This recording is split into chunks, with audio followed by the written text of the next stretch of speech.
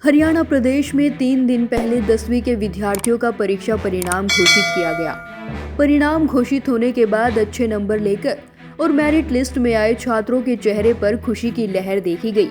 और ऐसा ही वाकया ठीक 1 साल पहले जो पानीपत के गांव वासन कला के एक दिव्यांग बच्चे ने गरीब परिवार में गुजर बसर करते हुए 94% नंबर हासिल किए, जिसे देखकर परिवार की खुशी का ठिकाना नहीं रहा और धीरे धीरे जिले में इस होनहार बच्चे की हौसला अफजाई और तारीफ की गई।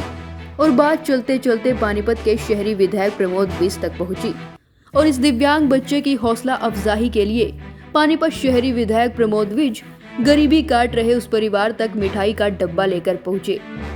बात सिर्फ यही खत्म नहीं हुई, वहां जाकर विधायक साहब आनंद फानन में एक घोषणा कराई और घोषणा यह है कि विधायक साहब की तरफ से कहा गया कि इस गरीब परिवार को मैं गोद लेता हूं और इनके लालन पालन और पढ़ाई का जो भी खर्च होगा मैं उठाऊंगा। 1 साल पहले का उनका यह बयान आप जरा सुनिए। और आज एक विशेष कारण था यहाँ आने का कि यहाँ का एक बच्चा विकास अभी 10वीं के जब रिजल्ट आए, गवर्नमेंट स्कूल में वो बच्चा पढ़ता है और वो हैंडीकैप भी है, लेकिन उस बच्चे ने लगभग 93% नंबर लिए हैं।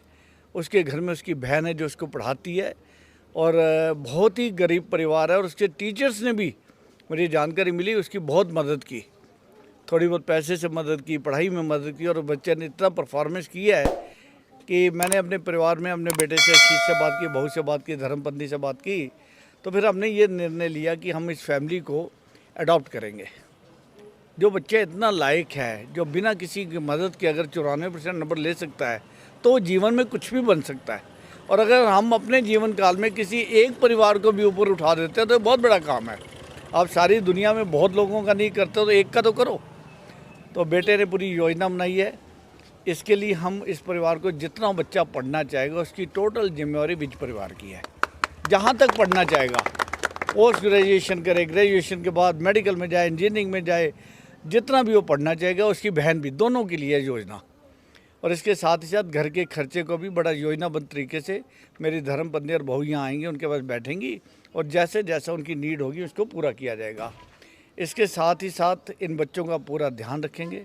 और मैं तो सरपंच जी से भी प्रार्थना की है, सोनू भाई से, कि आप भी यहाँ उनका ध्यान रखिए। रामवीर जी की ड्यूटी लगी है, साथ में नरेंद्र जी की ड्यूटी लगाई है कि महीने में एक बार जरूर आके परिवार का हालचाल जाने। फिलहाल की बात करें तो 1 साल पूरा होने के बाद जब हम विधायक के उस गोद लिए परिवार का हाल जानने के लिए पहुंचे तो उनके आंसू रुकने का नाम नहीं ले रहे थे।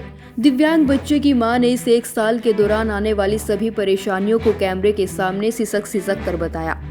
और तो और महिला ने प्रधानमंत्री नरेंद्र मोदी के स्वच्छ भारत अभियान की भी पोल खोल दी।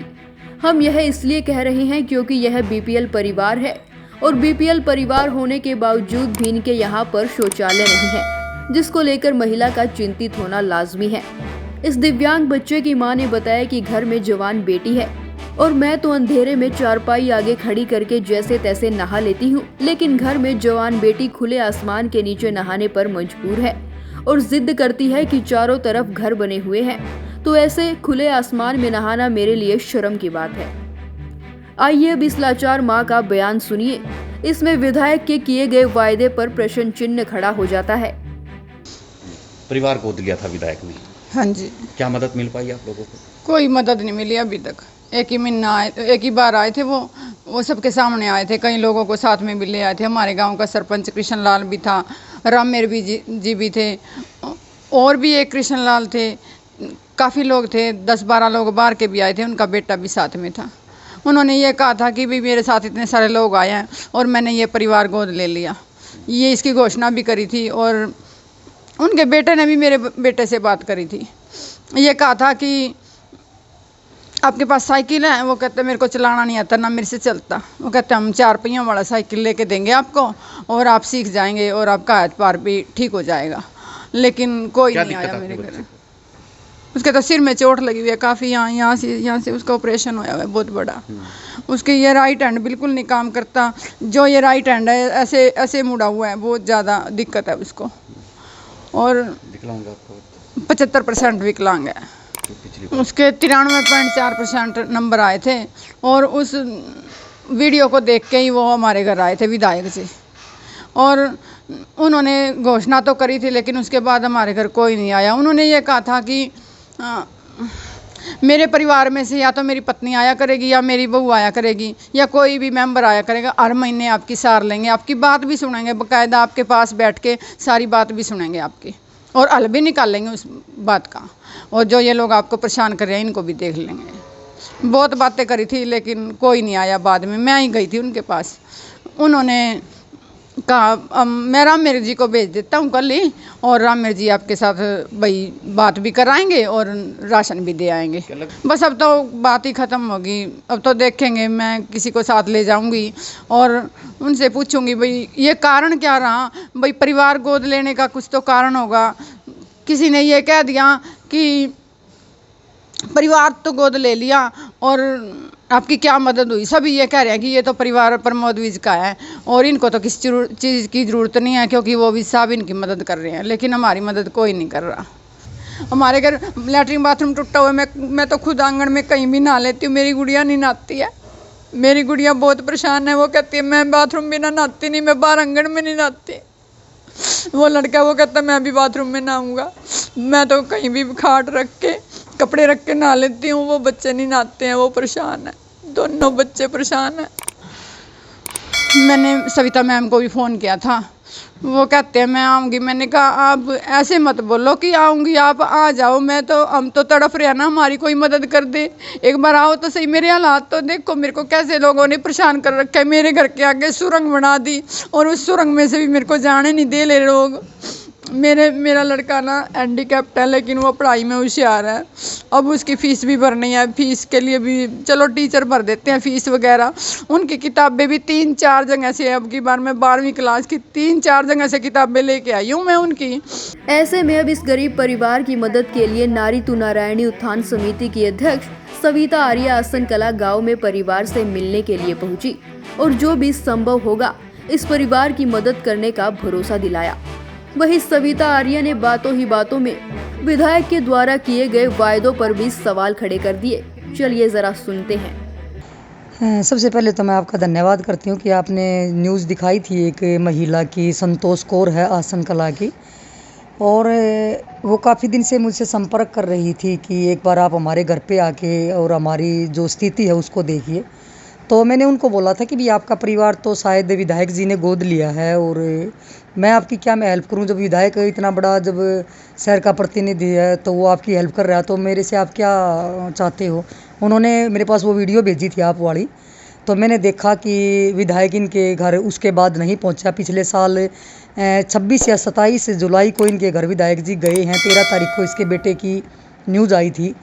न्यूज़ देख के इसका बच्चा टॉपर आया था और वो वैसे भी दिव्यांग लड़का है, इंटेलिजेंट है बच्चे दोनों इसके। न्यूज़ को देख के विधायक जी वहाँ पहुँचे हैं और जाके आश्वासन दिया है, और बड़े अफसोस की बात यह है कि इसका परिवार उन्होंने गोद लिया है। वहाँ पे जाके मीडिया के सामने पूरे गांव के 5-4-10 आदमी थे, चाहे वो बीजेपी के थे चाहे गांव के थे, उनके सामने गोद लिया है, इन्होंने वादा किया है। और उसके बाद जाके उन्होंने दोबारा इनको नहीं देखा। उसमें मैंने वीडियो के माध्यम से देखा कि विधायक जी ने कहा है कि मैंने अपनी धर्मपत्नी से बात करी, मैंने अपनी पुत्रवधू से बात करी, मैंने अपने पुत्र से बात करी और उसके बाद मैंने ये निर्णय लिया है कि ये परिवार मैंने गोद लिया है।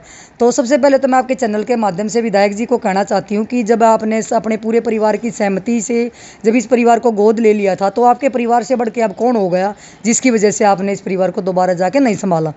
या तो आपने उनसे पहले पूछ के जाना चाहिए था जिसने अब इनकी मतलब इनको न संभालने के लिए जो वो इस तरीके से, इसका मतलब तो ये हुआ कि एक गरीब आदमी है जो उसका मजाक उड़ाना, वो भी एक महिला का, एक महिला है जो उसका पति निकम्मा है वो उसको छोड़ के चला गया, और उसके बाद शहर का विधायक मौजूद आदमी है और वो जाके फिर उनको गोद लेता और गोद लेके फिर उनको जाकर नहीं संभालता। तो ये बड़े अफसोस की बात है कि जिस पानीपत में हम रहते हैं, इसी पानीपत की धरती से माननीय प्रधानमंत्री जी ने बेटी बचाओ की बात करी थी। आज उसी पानीपत की धरती पे एक महिला है जो दर दर की ठोकर खा रही है, उसकी जवान बेटी है जो एक बात और मैं आपके चैनल के माध्यम से मैंने जाके देखा, आपके चैनल के माध्यम से कहना चाहती हूँ कि लाल किले से प्रधानमंत्री ने स्वच्छता की बात करी थी, हर घर में टॉयलेट होगा इसका प्रधानमंत्री जी दावा करते हैं और बीजेपी आपको पता है कि ढोल पीटती है कि हर घर शौचालय होगा। और एक जो परिवार विधायक जी ने गोद लिया, आज उस घर में शौचालय नहीं है। तो इससे बड़ी अफसोस की और इससे बड़ी शर्म की बात क्या हमारे लिए क्या होगी कि ये नेताओं के मुंह पे भी एक तमाचा है पानीपत वालों के। एक उन्हीं की विधानसभा में और गोद लिए हुए परिवार के पास शौचालय नहीं है। तो इससे बड़ी शर्म की बात और हमारे लिए कुछ नहीं हो सकती। जवान लड़की एमए कर रही है इनकी लड़की। आप ये देखो कि चलो माँ तो खाट वूट गाँव में होती है, भी खाट अड़ा के नहा लेती है, लेकिन आप एक बात बताओ कि लड़की कहाँ जाए। ये चलो बाहर जाके टॉयलेट चली जाती है, लेकिन बच्चे कहाँ जाएँ। तो स्वच्छता की जब बात करते हैं तो फिर ये दावे इतने बड़े बड़े करते हैं, तो फिर ये ढकोसले क्यों। और सबसे बड़ी मैं आपके चैनल के माध्यम से विधायक जी को कहना चाहती हूँ कि किसी का मजाक न उड़ाएं इस तरीके से। किसी गरीब का अगर आप उसकी ज़्यादा मदद नहीं कर सकते थे, आप उसकी कम करते। जब दोनों बच्चे सरकारी स्कूल में पढ़ते उस दिन तो उन्होंने कहा था कि चाहे डॉक्टर बने या लड़का, चाहे इंजीनियर बने, चाहे कुछ भी बने, हम इसका खर्चा उठाएंगे।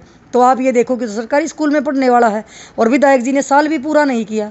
साल भी अभी 26 जुलाई को 26 जुलाई को ही होगा, उससे पहले ही मतलब 1 महीना अगर उन्होंने उसका दे के, इसका मतलब तो यही हुआ कि हर रोज़ आप सोशल मीडिया पे रहते हो, सोशल मीडिया के माध्यम से पोस्ट भी डालते हैं विधायक जी कि आज उसकी हेल्प करी, आज उसकी हेल्प करी, आज उसकी हेल्प करी। अरे जो गोद लिए परिवार को आप भूल गए अपने। तो ये इसका मतलब ये हुआ कि भाई उस टाइम पे जोश जोश में वो वहाँ पे पहुँचे हैं, मीडिया साथ में गई है, मीडिया के सामने इतने बड़े बड़े वादे कर दिए, इतने बड़े बड़े दावे कर दिए और उसके बाद वो सब भूल गए। तो इसका मतलब यही हुआ कि जो भी है वो मीडिया ही है, जो भी मीडिया के माध्यम से कोई वादा करे, क्योंकि वाहवाही लूटने वाली बात होगी कि वे उसके बाद फिर नया परिवार ढूंढ लिया, या फिर कोई और 2-4 दिन पहले पता लगा था कि 1-2 परिवार और कोई गोद भी लिए हैं, कि वो भी मुझे सोशल मीडिया के माध्यम से ही पता लगा था। तो पहले जो परिवार गोद लिया कम से कम उसको भी देखे। मुझे तो ऐसा लग रहा है कि जब विधायक ने अपनी धर्मपत्नी से पूछा, अपनी पुत्र वधू से पूछा, अपने पुत्र से पूछा, या तो ये बात कहने की नहीं थी मीडिया के सामने कि मैंने अपनी धर्मपत्नी से पूछा, मैंने अपने बेटे से पूछा, अपनी पुत्र वधू से पूछा, ये बातें कहने की तो नहीं होती। इसका मतलब जब उनसे पूछ ही लिया था तो फिर बाकी और आदमी कौन बच गया था जिससे उन्होंने नहीं पूछा था और जिसकी वजह से इस परिवार को वो की अनदेखी कर रहे हैं। तो वो आदमी कौन था विधायक जी बताएं। वो तो विधायक जी से पूछना कि वो आदमी इनसे बढ़ के, इसके परिवार से बढ़ के, पत्नी से बढ़ के, बेटे से बढ़ के, पुत्र वधू से बढ़ के ऐसा कौन है जिसकी वजह से विधायक जी इनकी हेल्प नहीं कर रहे। तो विधायक जी ही बताएंगे, मैं तो नहीं बता सकती। ये बताना चाहती हूँ कि मैंने फ़ोटो नहीं खिंचवाया, हम उनके घर पे भी गए हैं, चलो हमने उनकी सिचुएशन देखी है, तो इस वजह से वहाँ पे हमने इनका वो देखा। दूसरी बात हमने इनकी हेल्प करी है जो भी हमारे से हो सकी है। मैं तो आपको बताना भी नहीं चाहती कि हम किस चीज़ की हेल्प करके आए हैं और आगे भी करेंगे। और इसको आश्वासन नहीं दिया मैं, इसका वादा जो इससे वादा मैंने कराया है, क्योंकि मैं ज़रूरी नहीं कि मैं मीडिया के माध्यम से बताऊं कि मैंने इससे क्या वादा किया है, लेकिन 2 दिन के बाद, 10 दिन के बाद, 1 महीने के बाद, 6 महीने के बाद आप इससे पूछना कि भाई क्या सविता जी आई थी आपसे वादा करके गई थी, वो पूरा हुआ या नहीं हुआ। क्योंकि जो मैंने इससे वादे किए हैं मैं उसके ज़रूर पूरा करूँगी। रही बात टॉयलेट की, अगर सरकार या विधायक या प्रशासन इसका टॉयलेट नहीं बनवाएगा तो हम बनवा के देंगे। शायद आप मेरे बारे में नहीं जानते कि मैं महिला ज़रूर हूँ, लेकिन मेरी जो ज़बान है ना वो मर्दों से ज़्यादा होती है। आज तक हमने जो वादा किया वो पूरा करते हैं। हमने आज तक जो भी वादा किया वो पूरा किया। आपको पता होगा बीजेपी का एक कार्यक्रम था 3 साल बेमिसाल, और इन्होंने हर ज़िले में जाके और इन्होंने अपने कार्यक्रम रखे थे। उसमें अब्बास नकवी जी आए थे हमारे पानीपत में, और पानीपत की सबसे गरीब महिला के, विधवा महिला के घर इन्होंने चाय का प्रोग्राम किया था। और वहाँ पे सारी मीडिया थी, सारे बीजेपी के जितने भी नेता थे सारे वहाँ पे गए थे, बड़ी बड़ी गाड़ियों में लाल बत्ती घूमती हुई गई थी वहाँ पे। और वो महिला पहले अपने घर में रहती थी और वो मंत्री जी के आने के बाद उसकी छत भी टूट गई थी और बगैर छत के रही 6 महीने वो तिरपाल के नीचे। उस महिला ने मुझसे संपर्क किया, उसका घर हमने बनवाया। उस टाइम पर भी ये विधायक जिलाध्यक्ष जी थे, उस टाइम पर ये जिलाध्यक्ष थे जो आज विधायक हैं। इन्होंने मेरे को खुद कॉन्टैक्ट किया था कि बहन जी मैं बनवा देता हूँ इसका घर, ये कर देता हूँ। मैंने उस महिला को इसके पास भेजा। वो महिला जाके हेल्प मांगने के लिए गई तो इन्होंने जवाब दे दिया आप सविता रिया को साथ लेके आओ, जब आपकी हेल्प करूँगा। मैं तो नहीं गई। तो इसका मतलब फिर करनी थी तो आप अपने आप ही कर देते। तो दूसरी बात, अगर वो ये कहेंगे आपके इसके माध्यम से कि भाई मैं इस महिला की जब मदद करूँगा, इस परिवार को जब गोद लूँगा, भाई सविता जी आएगी तो मैं कर दूँगा, तो मैं तो चली जाऊँगी इसके लिए। क्योंकि मैंने इसके लिए तो नहीं चली जाती, लेकिन इसकी बेटी के लिए ज़रूर जाऊँगी। जवान बेटी है, उसको ज़रूर था आज वो कैसे बाहर ना आएगी। चुकुरदे छत हैं, परिवार हैं, और दिखते हैं चुकुरदे से घर इनका खुला है। तो बच्ची अगर ऊपर से नहा रही है, कोई वीडियो बना ले, कोई और कुछ कर ले, तो वो चीज़ें हमें देखनी पड़ेगी। और विधायक जी को भी ये सोचना पड़ेगा कि अगर मान ले एक परिवार है उसकी अगर आप हेल्प करोगे, क्योंकि ये महिला जब मैं इसके पास गई और ये रोती ही रही, और जब भी ये मेरे से फ़ोन पर बात करती थी तब भी रोती रहती थी। कम से कम एक गरीब का आप आंसू पोंछ तो सकते हो, लेकिन आप उसका आंसू तो ना बनो। इसका मतलब तो इसकी बेइज्जती करी है। कहते हैं ना, एक कहावत है कि गुस्से में आदमी ने जवाब नहीं देना चाहिए और खुशी में आपने वादा नहीं करना चाहिए। तो वही बात मैं कहना चाहती हूँ कि विधायक जी ने इतने खुश हो गए, यानी कि मीडिया को देख के इतने खुश हो गए और उन्होंने इतना बड़ा वादा कर लिया कि मैं इस परिवार को गोद लेता हूँ, तो गोद लेके तो फिर उसकी जिम्मेवारी भी निभानी चाहिए, उसकी जिम्मेदारी भी निभानी चाहिए। और गोद लेने के बाद तो हर छोटी छोटी चीज़ों की जरूरत होती है। या तो आप ये बताते भी हम गोद लेते किस वजह से, इन्होंने तो बड़े बड़े वादे करे, अपने बेटे को इस लड़के को इंजीनियर बनाएंगे, डॉक्टर बनाएंगे। अरे तू तेरे से तो 10वीं की 11वीं की पढ़ाई का खर्चा नहीं दिएगा, जो सरकारी स्कूल में पढ़ता जिसकी 1000 रुपये फीस होगी पूरे साल की, इसका मतलब आप 1000 रुपये ना दे सके तो आप डॉक्टर इंजीनियर कहाँ से बना दोगे। ब्यूरो रिपोर्ट, सिटी तहलका।